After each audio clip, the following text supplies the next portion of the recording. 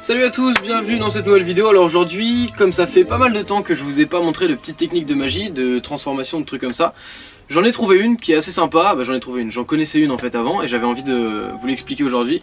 Donc voilà, je vais vous expliquer ça tout de suite et je vous laisse découvrir ça. Ok, alors du coup pour cette transformation, donc pour la démonstration de cette transformation, tout simplement je viens donc mélanger le jeu. Comme d'habitude, hein, toujours on peut le mélanger, on peut le couper de différentes manières. Voilà. Donc là maintenant je vais venir prendre donc une carte. Ça peut être la première carte qui se situe sur le dessus du jeu, ça peut en être une autre. Donc là en l'occurrence on a le 7 de pique et on va prendre la deuxième carte juste ici, le valet de cœur.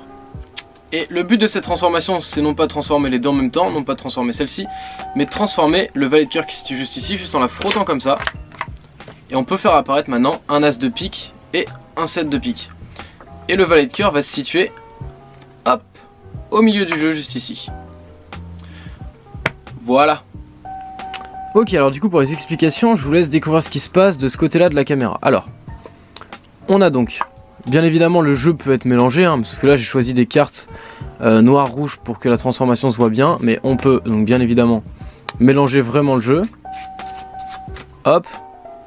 Et donc là on va venir chercher, donc comme je vous ai dit, une carte et une deuxième carte comme ça. La nuance, c'est que derrière la première carte que j'ai prise, il y en a une deuxième, juste ici. Alors, ce qui se passe, c'est que quand je viens chercher ma première carte, je vais faire une levée double. Donc hop, je viens chercher donc deux cartes d'un coup, à ce moment-là. Donc là j'ai le 9 de pique et le 7 de carreau juste en dessous.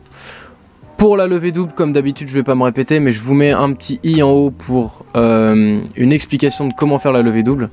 Donc vous avez donc cette technique là, donc celle que j'utilise, qui est assez compliquée. Et sinon vous avez donc la deuxième technique un petit peu plus simple, où on vient chercher deux cartes comme ça directement, et hop, voilà.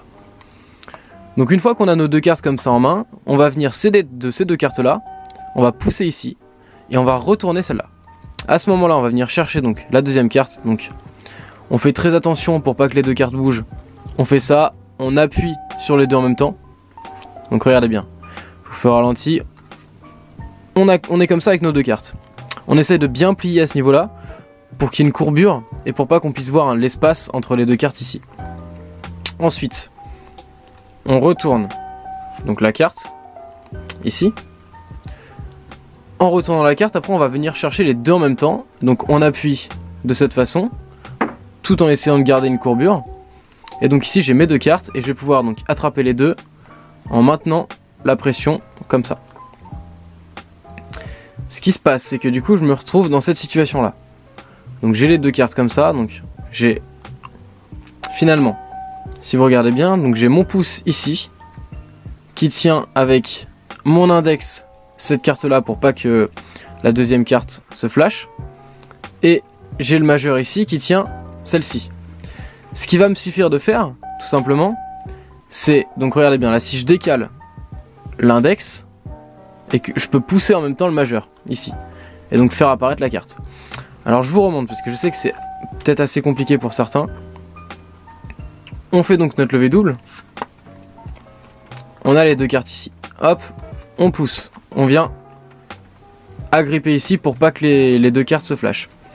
À ce moment-là, ce qui est très important, c'est dans la manière d'attraper. Une fois qu'on a mis les deux cartes comme ça, on va donc attraper les cartes de cette façon. Donc, le pouce qui vient effectuer une pression en même temps avec l'index ici, et le majeur qui va attraper la carte de cette façon. Donc j'ai l'index qui effectue une pression à ce niveau-là, et le majeur une pression à l'autre niveau. Ce qui va me permettre du coup, je sais pas si vous voyez très bien là par contre.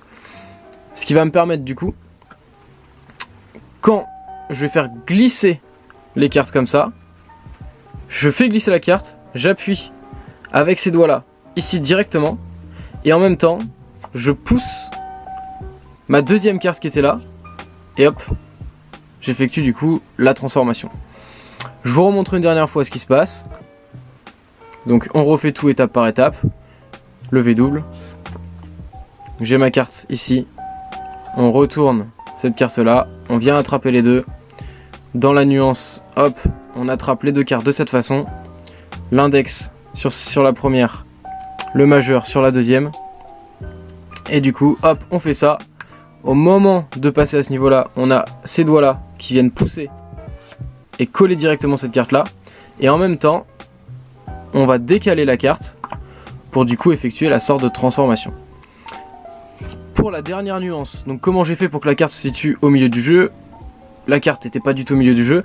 Donc vous avez deux méthodes pour faire ça. Soit vous coupez très rapidement de cette façon. Donc si je vous le fais comme ça va donner donc, on a la carte du spectateur. Pas la carte du spectateur, on a la carte qu'on a transformée. Donc soit vous coupez très vite comme ça. Et du coup vous pouvez donner l'impression que la carte se situe au milieu du jeu. Soit vous faites ce que j'ai fait dans la vidéo de démonstration, très simple. On coupe comme ça, donc hop, avec le doigt. Et on vient simplement faire ça. Et vous verrez que il n'y a pas beaucoup de monde qui vont comprendre que la carte en fait elle était pas au-dessus au début. Donc voilà, donc du coup vous faites apparaître la carte, hop, au milieu du jeu. Et le spectateur se dit du coup que c'est un petit peu plus incroyable. Voilà pour cette transformation, c'est un petit peu compliqué, un petit peu plus compliqué que d'habitude, mais du coup pour ceux qui avaient déjà des bases, normalement vous aurez réussi.